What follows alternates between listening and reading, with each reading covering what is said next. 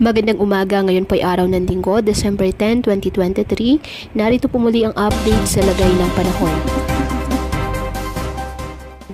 Ayon po sa Pag-asa, Northeast Monsoon o Amihan nakakaapekto ngayon sa extreme northern Luzon.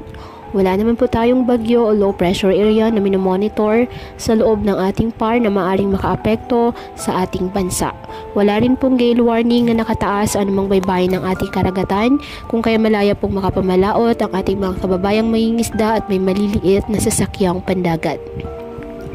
Ngayong araw, dahil po sa Northeast Monsoon, asahan na bahagyang maulap hanggang sa maulap na kalangitan with isolated light rains sa Batanes at Babuyan Islands. At ang nalalabing bahagi ng bansa kasama ng Metro Manila, bahagyang maulap hanggang sa maulap na kalangitan with isolated rain showers or thunderstorms dahil po sa easterlies at localized thunderstorms.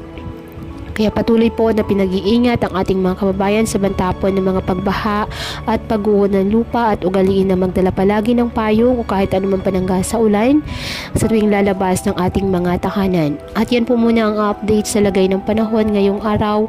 Muli patuloy po tayo na mag-ingat at palaging tandaan, God loves you. Stay safe and God bless.